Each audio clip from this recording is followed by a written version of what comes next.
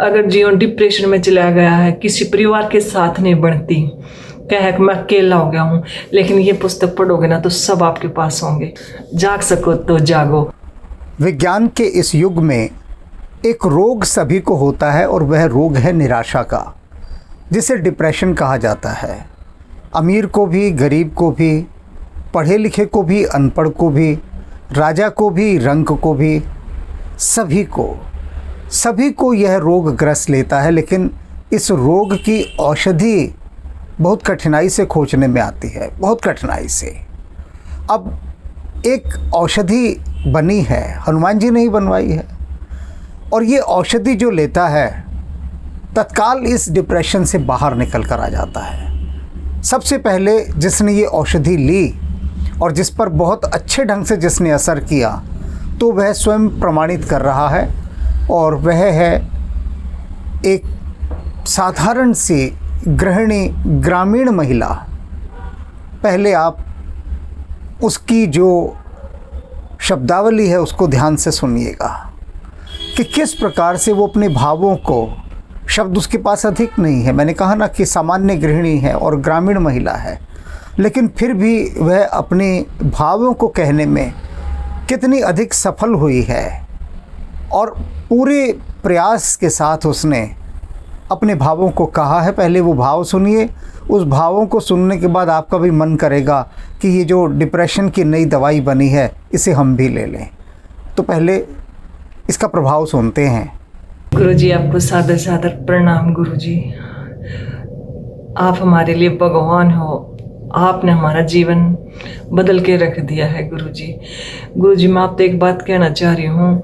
मैंने आपके उपन्यास पढ़ रही हूँ, जैसा भी मुझे टाइम लगता है मैं ज़रूर पढ़ती हूँ, लेकिन भीतर तवा जागृत भावना बहुत अच्छी फील हुआ। सारा दिन है ना खुशी भरा माहौल रहा है। गुरुजी जिसने मेरा जीवन बदला वो ये है, जाग सको तो जागो। ये भाई इसमें उल्टा शब्द दिखाई देगा, मुझे नहीं पता कैसे दिखाई देगा, लेकिन ये पुस्तक है, ये उपन्यास है जाग सको तो जाग सको, जिसके अंदर है ना दूसरों के प्रति हीन भावना है। अपने ने सब कुछ समझा है, दूसरे ने हमेशा नीचा दिखाने की सोचा है, मेरे साथ ऐसा क्यों कर दिया, वो गलत कर दिया, नो कर दिया। अगर जीवन डिप्रेशन में चला गया है, किसी परिवार के साथ नहीं बनती, कह मैं अकेला हो गया हूँ, लेकिन ये पुस्तक पढ़ोगे ना तो सब आपके पास होंगे। क्यों हमारा जीवन इतना बदल देगा। हम उनने भी ना सोचेंगे, कुछ हमने कह रहे ना वो भी ना हमारे फायदे के लिए कह रहे हैं, हम उन्हें जवाब ही नहीं देंगे, कुछ कह ही नहीं तो फिर अंतरतः हमारे कैसे वो होगी। मेरे पास भाव नहीं है गुरुजी, मेरे पास बिल्कुल भी। आपने जो ये उपन्यास लिखना है, मेरे को सबसे बड़ा उपन्यास जाग सको तो जागो। सबका धन्यवाद करते जाओ, सबको प्यार से बोलते जाओ, सब आपके पास होगा। और इतनी खुशी होगी, इतनी खुशी होगी। अगर कोई बड़ा कमा भी गया ना तो वो उसको छू नहीं सकेगा। गुरुजी मैं इतने बड़े बड़े संकटों से निकली हूँ, बस पूछो ही मत रहे 3-4 महीने के अंदर में। लेकिन इसने ना मेरा हमेशा साथ दिया है। इसने पढ़े साथी इतना हौसला आता अंदर तक, और किसी को बुरा कहने का तो हिम्मत ही नहीं होती। और किसी को बुरा को, सबका चलो बुरा कह रहा है उसको भी ऐसे धन्यवाद, कोई बात नहीं, मेरे में गलती होगी, हम अपनी गलती न मान ले में तो सब खुश हो जाएंगे। और है ना आपका जीवन अपने आप खुश हो जाए जब सारी फैमिली आपके साथ होगी, सब आपका मान सम्मान करेंगे, तो इससे बढ़कर और क्या होगा।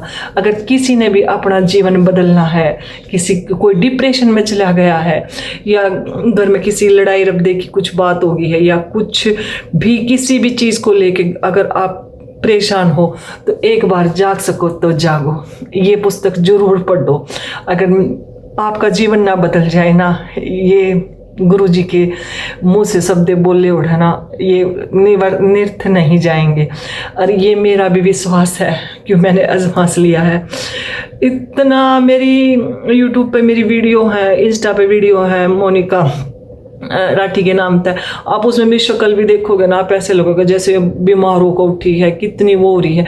लेकिन है ना, अब देखो मेरे शरीर पर कितना ग्लो आ रहा है। मेरा रूपांतर, जीवन रूपांतर करने वाली जाग सको तो जागो। देखो मैंने आपके उपन्यास भगवान श्री राम जी के वन वन वन में राम, भरत साधना, परीक्षा, हनुमान जी की सुंदरकांड वाली, ये मैंने पढ़े हो उपन्यास। लेकिन जितनी मानसिक शांति इसने दी ना, अक्सर के साथ ऐसे रहो, इतना जीवन में बदलाव कर दिया, इतना किसी के बस के जीवन में बदलाव करना है नहीं। जो अगर जीवन को बदलना चाहते हो, खुशी रहना चाहते हो, तो जाग सको तो जागो, ये जरूर पढ़ना। गुरुजी आपका बहुत बहुत धन्यवाद, जो आपने हमारा जीवन बदला और इतने अच्छे अच्छे उपन्यास लिख के हम सबका आप भला कर रहे हो। जय जय गुरुदेव। सुना आपने, समझ में आ गया ना कि कितना अधिक प्रभाव इस औषधि का इस पर हुआ। अब ये जो पुस्तक है जाग सके तो जाग, इसके विषय में मैं बताता हूँ कि ये किस प्रकार से एक औषधि का काम करती है। वास्तव में ये पुस्तक तो मैंने लिखी थी देश के राजनेताओं के लिए, उन ब्यूरोक्रेट्स के लिए जो देश को चलाते हैं, उच्च पदों पर बैठते हैं और जिनसे ये पूरा देश चलता है, उनके लिए ये पुस्तक लिखी थी। लेकिन उनमें से किसी ने भी इसे नहीं पढ़ा, क्योंकि उनके पास समय ही नहीं है पढ़ने के लिए। जिनके लिए ये पुस्तक लिखी गई, जो औषधि का काम करती जिनके लिए। लेकिन इस पुस्तक के विषय में जोधपुर के महाराज श्री गज सिंह जी ने अपनी प्रतिक्रिया देते हुए कहा कि यह पुस्तक देश की समस्याओं को सुंदर हल प्रदान करने वाली है। अब एक ऐसी पुस्तक जो देश की समस्याओं को बड़े सुंदर हल प्रस्तुत करेगी, और देश के राजनेताओं और ब्यूरोक्रेट्स के पास इसे पढ़ने का बिल्कुल भी समय नहीं है, तो सवाल है कि देश का उपचार कैसे हो। क्योंकि रोग तो सभी को होता है, मनुष्य को होता है, परिवार को होता है, समाज को होता है, देश को होता है, विश्व को होता है। अब जैसे आजकल विश्व को एक रोग लगा हुआ है, युद्ध का रोग, तो पूरा संसार लड़ाई झगड़े में उलझा हुआ है। अब इस रोग की औषधि है ही नहीं किसी के पास, और जिसके पास है उसे कोई पूछता नहीं। तो अब ये जो पुस्तक है, ये पुस्तक किन किन लोगों के लिए औषधि का काम करेगी उसे समझ लीजिए। जैसा कि आप सभी जानते हैं कि हनुमान जी महाराज मुझसे आध्यात्मिक उपन्यास लिखवा रहे हैं भगवान राम और कृष्ण पर। तो संसार में बहुत सारे लोग ऐसे भी हैं, एक ऐसा वर्ग भी है जो किसी भगवान को नहीं मानता। वो कहता है सब फिजूल की बातें, राम कृष्ण कन्हैया दुर्गा शिव, हम किसी को नहीं मानते, ये सब बड़े सिर पैर की बातें, कोई देवी देवता नहीं, हम किसी को नहीं मानते। हम तो एक चीज़ मानते हैं, बस अपना काम ढंग से किए जाओ, अपने कर्तव्यों का पालन करो, बात ख़त्म, और कोई भगवान शगवान है नहीं। एक ऐसा वर्ग भी है। तो वह वर्ग जो कहता कोई भगवान शगवान नहीं है, उनके लिए पुस्तक लिखी गई है जाग सके तो जाग। क्योंकि भीतर हमारे बहुत कुछ सोया हुआ है, बहुत कुछ सोया हुआ, और उस सोए हुए को भगवान जगाते हैं। अब जो भगवान शगवान को नहीं मानते, उनको जगाने के लिए एक अलार्म है पुस्तक, कि जब व्यक्ति इसे पढ़ता है, वह व्यक्ति जो ये मानता है कि भैया हम तो अपना काम कर रहे हैं ढंग से, बस हमें भगवान से कोई लेना देना नहीं, उनके लिए ये पुस्तक सोने पर सुहागा है। क्योंकि इसे पढ़ने के बाद बहुत सारे ऐसे हिस्से भीतर के जो अभी तक सोए हुए हैं और हमें पता भी नहीं कि सोए हुए हैं। मज़े की बात सबसे बड़ी ये है, इसके अंदर इतनी शक्ति भरी हुई है कि स्वयं ही आपको जगा देगी। इसलिए थोड़ा मन लगा के इसको खोल के पढ़ना और जीवन साकार करना अपना। लेकिन ये पुस्तक बताती है कि हमारे भीतर क्या क्या सोया हुआ है, और उस सोए हुए को किस प्रकार से जगाना है, और जगाने के बाद किस प्रकार से उससे अपना भला, परिवार का भला, समाज का भला, देश का भला और विश्व का भला करना है। अब ये जो गहरी बात है इस पुस्तक के भीतर, वो है कि ये हमारे भीतर के चक्रों पर काम करती है, सोए चक्रों को जगाती है। तभी इस पुस्तक का नाम रखा है जाग सके तो जाग। और एक बहुत बड़ी बात और बता रहा हूँ, बड़े आश्चर्य का विषय है कि मेरे इन आध्यात्मिक पुस्तकों का जो एक बहुत बड़ा वर्ग है, वो बहुत साधारण सा वर्ग है, गांव में रहने वाला, बहुत कम पढ़ा लिखा, और जो सरल और शांत स्वभाव से जीने वाला वर्ग है। ऐसा वर्ग बहुत साधारण से लोग हैं मेरे इन उपन्यासों को पढ़ने वाले, बहुत साधारण से। कोई सेलिब्रिटी नहीं पढ़ता मेरे इन उपन्यासों को, कोई भी नहीं पढ़ता, क्योंकि इसमें भगवान राम और कृष्ण का है सारा का सारा, ज़्यादातर। अब भगवान राम और कृष्ण की जो दिव्य चर्चाएं हैं, उससे कोई मतलब नहीं होता अधिकांश सेलिब्रिटीज़ का, क्योंकि उनका जीवन एक अलग तरह का जीवन है। बड़े बड़े लोगों से मिलना, अपॉइंटमेंट्स और पार्टीज़ और बहुत सारे काम।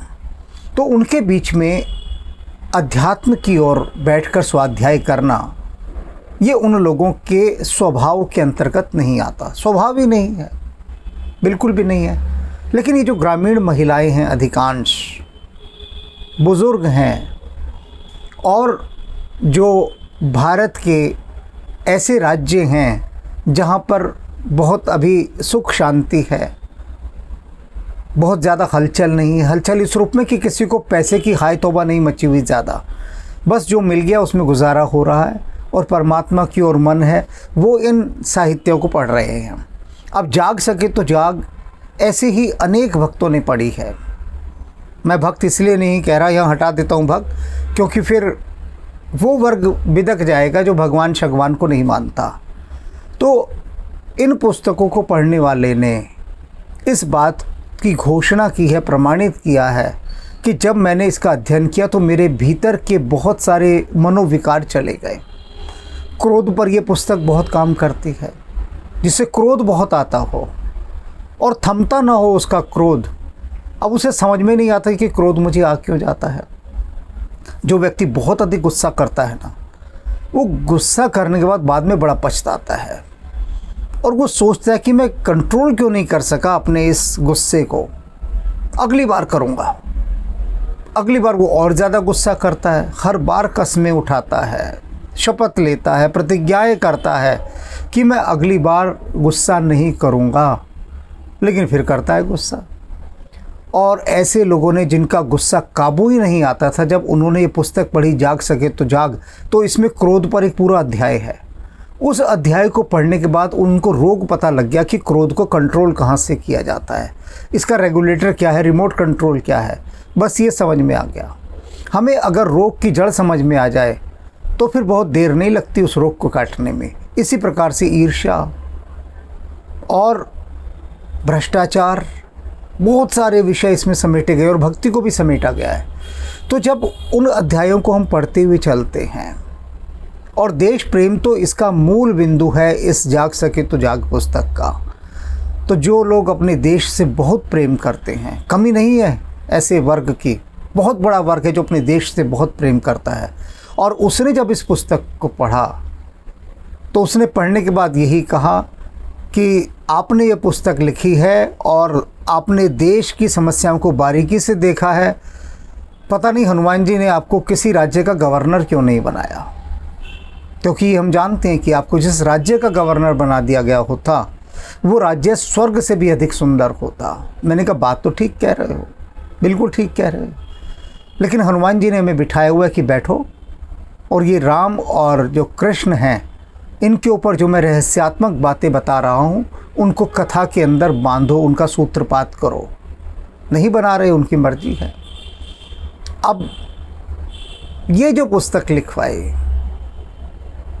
ये यदि देश के राजनेता पढ़ लें, ब्यूरोक्रेट्स पढ़ लें और पढ़ने के बाद थोड़ा सा उनके भीतर रियलाइजेशन आ जाए, आत्मबोध आ जाए, तो जो भी जिस देश का, राज्य का, जिस राज्य का जो भी मुख्यमंत्री होगा या गवर्नर होगा या ब्यूरोक्रेट्स होंगे, वो सब उस राज्य को निखार देंगे, निखार आ जाएगा।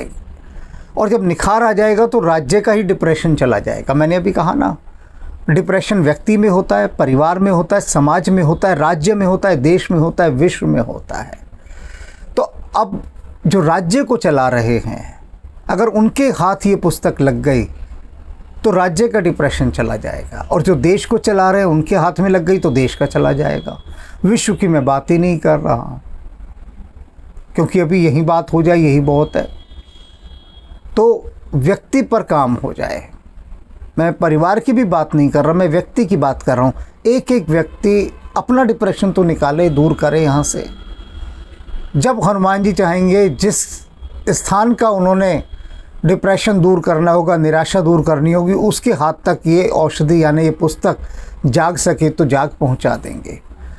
अनेक पाठकों ने मुझे अपनी प्रतिक्रियाएं भेजी हैं इस पर कि किस प्रकार से पढ़कर इस पुस्तक को उनके भीतर के बहुत सारे रोग नष्ट हो गए।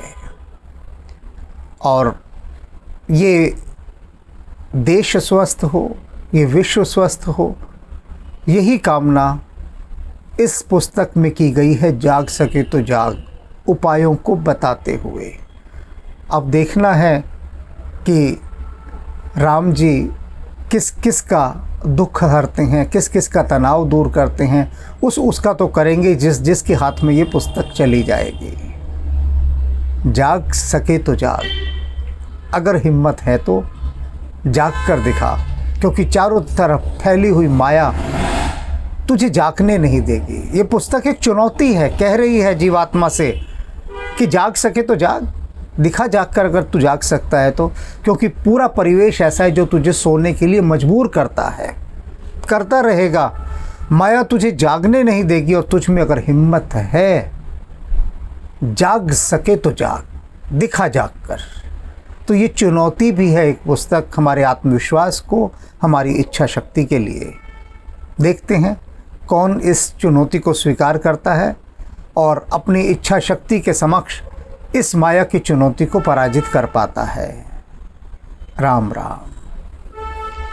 गुरुजी, अभी आपने जो वीडियो डाला ना, जाग सके तो जाग पर, उसमें जो ब्रह्मदेव जी ने कहा ना कि ये पुस्तक आपको खुद जगा देगी, एकदम सही कहा है। दरअसल ये बुक में ना आपने जो भी विषय उठाया है ना, वो हर पहलू से इतने अच्छे से समझाया है ना कि सामने वाला पढ़ता है उसको हर चीज क्लियर हो जाती है, उसके मन में कोई सवाल ही नहीं आता। और ये बुक पढ़ने के बाद ना उसे खुद रियलाइज होता कि वो देश और समाज की छोड़ो, वो तो खुद के प्रति भी जागरूक नहीं है। पढ़ने के बाद जो सबसे पहला थॉट मेरे दिमाग में आया था वो पता है क्या था, कि ये पुस्तक हर घर में होनी चाहिए, इतनी अच्छी बुक है ये। आनंद संभव है ना गुरुजी, मेरे पहली बुक थी जो मैंने आपसे मंगाई थी। उसका कारण था एक्चुअली, क्योंकि मैं आपके हनुमान चालीसा की व्याख्या सुन के जब आपका चैनल सब्सक्राइब किया और रामचरितमानस की व्याख्या मैंने सुननी शुरू की, तो शुरू के एपिसोड थोड़े अलग है। तो वो एपिसोड सुनते वक्त ना, एक तो मैं आपकी किसी भी बात से सहमत नहीं होती थी। मेरे को आपकी बातें सुन के बहुत हंसी आती थी, मैं हंसती रहती थी कि गुरुजी कैसी बातें कर रहे हैं। फिर और एक तो मुझे ना ये लगता था कि आप किंडरगार्टन के टीचर हो और हम आपके सामने छोटे छोटे बच्चे बैठे, आप उनको समझा रहे हो, आप बोलते भी उसमें वैसे हो। तो एक दिन ना मैं वो आपका एपिसोड सुनी थी कि जिसमें आपने बोला कि आप दिवाली पे अपने दुश्मनों को भी गिफ्ट दे के देखो, आपको अच्छा लगेगा। मैंने कहा भाई ये बंदा कौन सी दुनिया से है, कैसी अजीब अजीब बातें करते। तो मैं खूब हंस रही थी गुरुजी उस पे। उसी समय मेरा छोटा बेटा आ गया, मैंने कहा देखना ये गुरुजी कैसी कैसी बातें करते हैं, और मैं हंसे जा रही। तो मेरा छोटा बेटा थोड़ा मुंह फटे, उसने मुझे बोला मम्मी आपको इनकी बातें समझ में नहीं आती तो दिन भर क्यों सुनते रहते हो इनको, आप किसी और को सुन लो। तो वो एक टाइम था गुरुजी जब मैं एक बार को सोचने पे मजबूर हो गई कि सही में मैं तो आपकी हर बात पे हंसती रहती हूँ, आपकी किसी भी बात से सहमत नहीं होती, फिर भी मैं दिन भर आपकी वीडियो सुनती रहती। किचन में रहूंगी तो मोबाइल में, टीवी पे अगर लगा रही हूँ तो आप ही को लगा के सुन रही हूँ। तो उस समय मुझे एकदम से क्लिक हुआ कि 2 दिन पहले मैंने आपकी एक वीडियो सुनी थी जिसमें आपने कहा था कि आपकी लाइफ में कुछ ऐसे लोग भी होंगे जो सामने आ जाते तो आप रास्ता चेंज कर देते, आप उनसे बात करना पसंद नहीं करते, तो अगली बार अगर वो मिले तो आप खुद उनसे बात करो, आपको अच्छा लगेगा। तो उस समय तो मैं खूब हंसी थी उस वीडियो को सुन के। लेकिन गुरुजी जब मेरे बेटे ने ऐसा बोला ना, तो मुझे एकदम से ध्यान आया कि अभी थोड़ी देर पहले मैं घर से बाहर गई थी, तो मैं वही काम करके आई हूँ। मैं एक ऐसे पर्सन से बात की हूँ जिससे बात करना मेरे को बिल्कुल पसंद नहीं, और उसको देख के मैं टर्न हो जाती थी। तो और उसके बाद एक चीज एकदम से तुरंत माइंड में आती गई कि मैंने आपकी वीडियो सुन के न्यूज चैनल देखना कम कर दिया, आप बोलते एकांत में थोड़ा बैठो, वो बैठना शुरू कर दिया, और मतलब जो आप बोलते हो ना मैं वो फॉलो करती जा रही हूँ, और अनजाने भी, मुझे पता भी नहीं। तो गुरुजी मैं भी एक बार को सोच में पड़ी ये चक्कर क्या है, मुझे कुछ समझ में ही नहीं आ रहा था कि ऐसा कैसे मैं आपकी किसी भी बात से सहमत भी नहीं होती, आपकी हंसी भी करती रहती, और मैं आपको फॉलो भी कर रही हूँ, आप जो बोल रहे हो वो बातें मान भी रही हूँ। तो मैंने कहा ये बुक पढ़ूंगी ना तो मुझे आपके बारे में थोड़ा पता चलेगा कि है क्या चक्कर, मतलब आप हो कौन, कि मैं आपको सुन रही हूँ और फॉलो भी कर रही हूँ। तो मैंने वो बुक मंगाई थी और पढ़ी थी। तो गुरुजी मेरे को 2 बातें समझ में आई ये बुक पढ़ के। एक तो यूट्यूब पे जो आध्यात्म के मैंने इतने सारे चैनल सब्सक्राइब किए हुए थे, तो आप ना उनमें से नहीं हो, आप उस भीड़ से अलग हो कोई। मतलब कहते हैं ना, आप कई बार अपने वीडियो में बोलते करोड़ों में कोई एक अलग होता, तो आप ना वही हो, अलग। और दूसरी बात जो मुझे समझ में आई वो ये कि आप इतने सच्चे और मतलब इतने प्योर हो ना कि आप जैसे लोगों को ही ना हनुमान जी अपनी गोद में बैठाते। तो गुरुजी उसके बाद ना मैं आपके चैनल जब देखती थी ना, तो मेरे को ना हंसी आती थी ना ऐसा कुछ अपना थॉट चलता था, मैं बस सुनती थी आपको। और जो आप बोलते थे मेरी ये बुक मंगाओ या जो भी आप बोल रहे हो करने, वो करना था, जो करना था। उसके बाद धीरे धीरे मेरा ना ये सर्च करना यूट्यूब पे सब खत्म हो गया और ना मैं आपके पास ठहर गई। उसके बाद मैं इधर उधर कहीं गई नहीं आपका दिमाग खाने के लिए।